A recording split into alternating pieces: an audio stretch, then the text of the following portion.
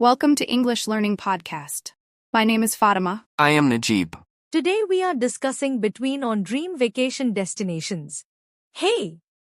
If you could go anywhere in the world for your dream vacation, where would it be? Wow, that's a tough one.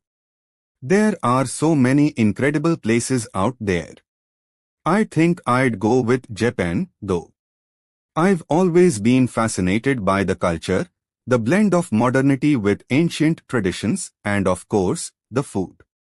What about you? Japan? Really? That's awesome. It's actually on my list too, but not at the top. For me, it's Greece. There's something about the crystal clear waters of the Aegean, the whitewashed buildings, and the history. Just imagine walking through the ruins of ancient Athens or lounging on a beach in Santorini. It's like stepping into a different time. Greece is a solid choice. The idea of exploring the Parthenon or sailing around those islands does sound pretty incredible. But what draws you there the most? Is it the history, the beaches, or the culture? It's all of that combined. I mean, Greece is like a living museum. You're surrounded by history everywhere you go. The Acropolis, the temples, the mythology, it's like history comes alive there. And then there are the islands, like Mykonos and Santorini. It's so picturesque, with the blue domes and the sea views. It feels so dreamy, like I could get lost there for weeks. That's true. I've seen photos, and the sunsets over the caldera in Santorini look unreal. But let me pitch Japan to you. Think about Tokyo. It's like stepping into the future with all the technology, the skyscrapers, the neon lights, and the busy streets. And then, you can hop on a bullet train and in a couple of hours, you're in Kyoto, surrounded by ancient temples, peaceful gardens, and those traditional tea houses. It's this perfect blend of new and old. You know, that's what I find so intriguing about Japan. One minute you're in this hypermodern world, and the next, you're walking through a serene bamboo forest or exploring a centuries-old shrine. And Kyoto, don't even get me started. Those torii gates at Fushimi Inari Shrine? I've always wanted to walk through them. It looks like something out of a dream. I think I could spend hours just wandering through the city, soaking in the atmosphere. Exactly. That's what I love about Japan. The contrast. And then, there's the food. I'd probably eat my weight in ramen, sushi, and tempura. Oh, and the street food.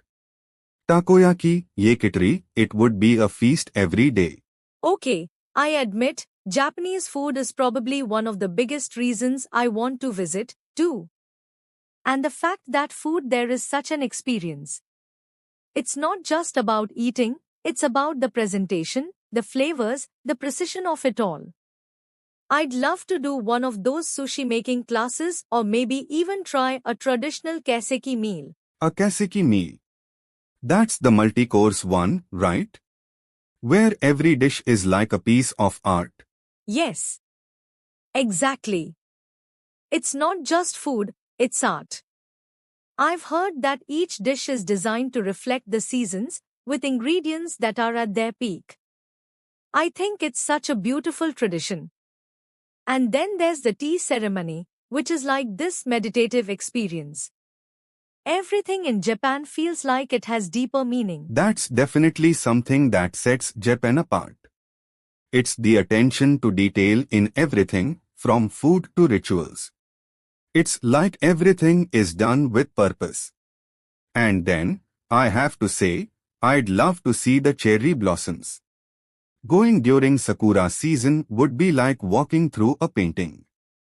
The parks, the streets, everything just turns pink. Sakura season is like a fairy tale, isn't it?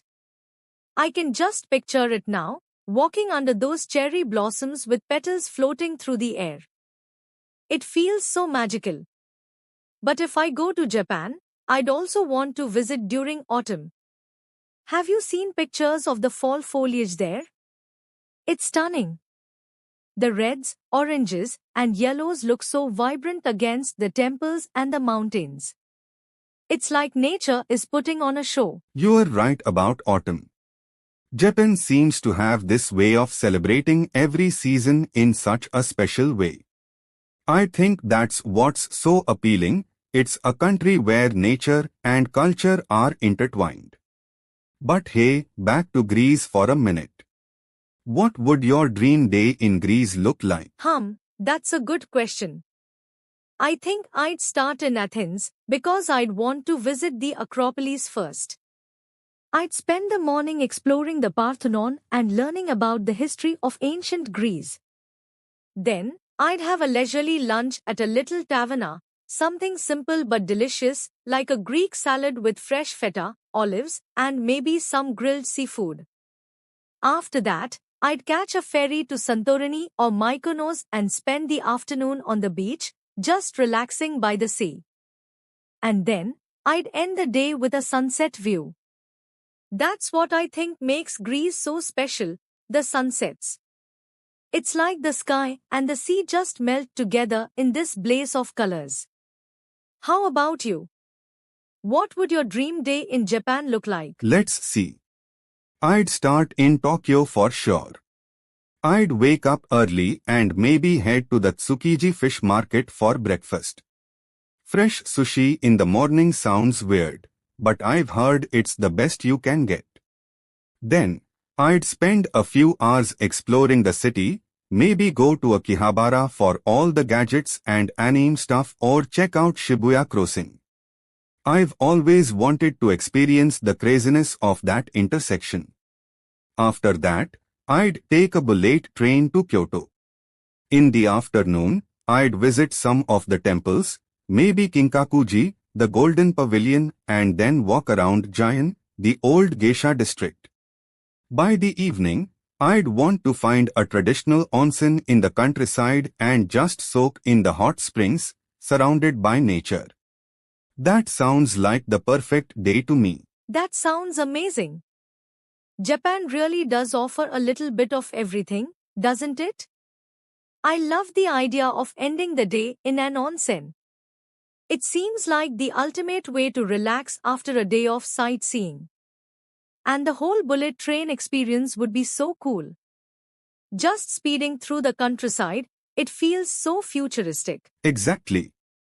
That's another thing about Japan, it's not just the destination, but the journey itself that's an experience. And the trains there are like nothing else. But I get why Greece is calling to you, too. There's a timelessness to it. It's like you are walking through history, but also just living in the moment, enjoying the sun, the food, the culture. You could spend a week just island hopping, with no real plan, and it would still be the best vacation ever. That's definitely part of the appeal.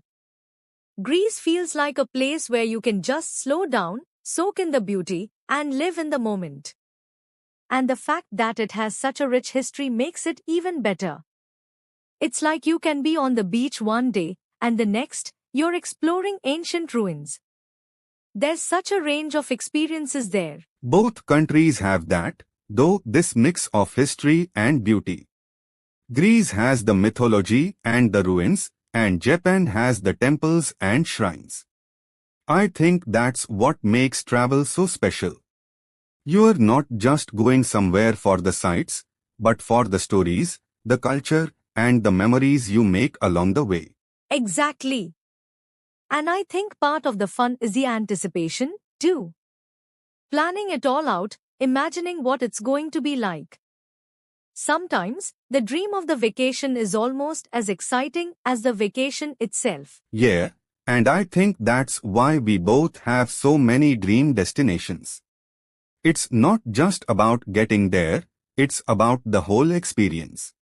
Whether it's wandering through the streets of Tokyo, hiking up to the Acropolis, or watching the sunset over the caldera in Santorini, these places stick with you long after you've left. Absolutely. And who knows? Maybe one day we'll get to visit both Greece and Japan. I mean, why choose just one when you can experience the best of both worlds? Now that's the dream vacation, both Greece and Japan back to back. A journey through two completely different, yet equally captivating cultures. Imagine starting your trip on the beaches of the Mediterranean and ending it in the temples of Kyoto. That would be something unforgettable. It really would.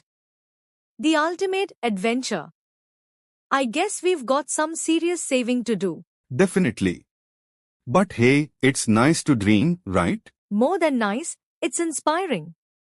Keeps us looking forward to what's next. Exactly.